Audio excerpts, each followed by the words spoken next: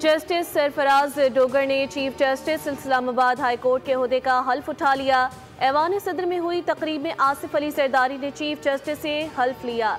तकरीब में chairman senate Yusuf रजा केलानी, वज़ीर आला पंजाब मरियम नवाज, वफाकी वज़ीर दाखिला मोहसिन नकवी समेत अहम शख्सियात और सीनियर वकला की बड़ी तादाद मौजूद थी। इससे कबल जस्टिस मोहम्मद जुनैद गफ्फार ने बतौर 26वीं chief justice Sindh high court के ओहदे का हल्फ उठाया। गवर्नर हाउस पेशावर में chief justice Peshawar high court की तकरीब हल्फ बर्दारी हुई, जहां जस्टिस SM अतीक शाह ने बतौर chief justice Peshawar high court अपने ओहदे का हल्फ उठाया।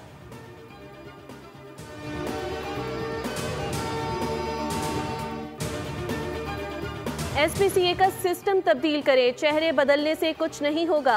सिंध हुकूमत ने गुज़िश्ता 20 साल में किसी रिहायशी मंसूबे में तरक्याती काम मुकम्मल नहीं किया। गवर्नर सिंध कामरान खान टिसूरी का लियारी हादसे में जाँ बहक अफराद के लवाहिकीन को 80 गज के प्लॉट देने का ऐलान। कहा, जो खानदान बेघर हुए उन्हें गवर्नर हाउस से राशन फराहम किया जाएगा। मीडिया से गुफ्तगू में गवर्नर सिंध ने कहा, सिंध हुकूमत घर खाली कराने वालों को 6 माह का किराया एडवांस दे। सरकारी रिहायशी स्कीमों में ताखीर की वजह से शहरी पोर्शन लेने पर मजबूर होते हैं। दुख की इस घड़ी में लवाहिकीन को अकेला नहीं छोड़ेंगे। इमारत गिरने के वाक़े पर कोई सियासत नहीं करेंगे।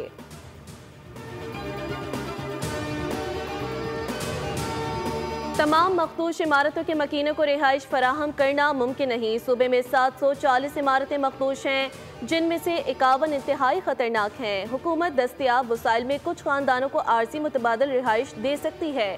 सिंध के सीनियर वज़ीर शर्जील मेमन कहते हैं, सिंध बिल्डिंग कंट्रोल अथॉरिटी ने लियारी बगदादी में गिरने वाली इमारत के एतराफ मौजूद नाकाबिल रिहाइश इमारतों को गिराना शुरू कर दिया। माजी में सिंध हुकूमत ने सैलाब मुतासरीन और कोविड मरीजों को आर्जी शेल्टर्स दिए थे।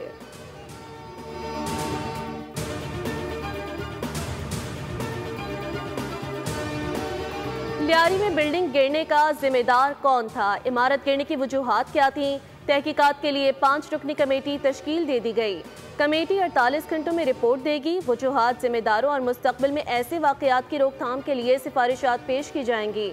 मखदूश इमारतों से लोगों के इनखला का मौसर तरीका भी तजवीज़ किया जाएगा। शहर में इंतहाई मखदूश करार दी गई 51 इमारतों को मुनहदम करने का फैसला कर लिया गया। कमिश्नर कराची अगले 24 घंटे में कराची में मखदूश करार दी गई इमारतों की मुकम्मल तफसीलात फराहम करेंगे। लियारी बगदादी में गुज़िश्ता हफ्ते 6 मंजिला इमारत ज़मीन बोस होने से 27 अफराद जाँ बहक हुए थे।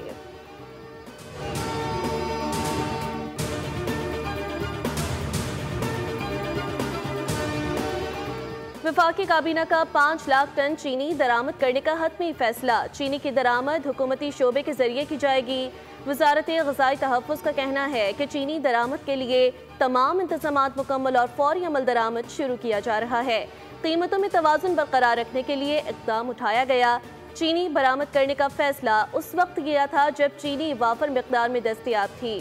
अब चीनी की कीमतों में इस्तेहकाम के लिए चीनी दरामद की जा रही है।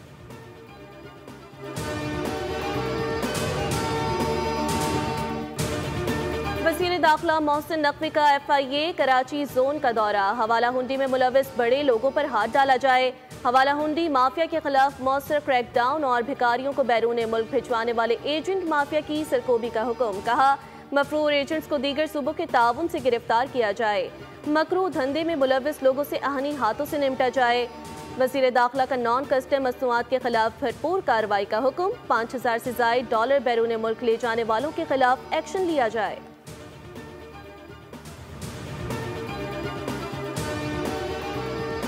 और बांग्लादेश के खिलाफ T20 सीरीज पाकिस्तान के 15 रुकनी स्क्वाड का ऐलान। सलमान अली आगा क़यादत करेंगे। बाबर आजम, रिजवान, शाहीन आफरीदी जगह बनाने में नाकाम। इंजर्ड शादाब खान और हारिस रऊफ भी बाहर। मोहम्मद नवाज की 1.5 साल बाद स्क्वाड में वापसी। सलमान मिर्जा और अहमद दानियाल भी स्क्वाड का हिस्सा। मैचेस 20, 22 और 24 जुलाई को ढाका में होंगे।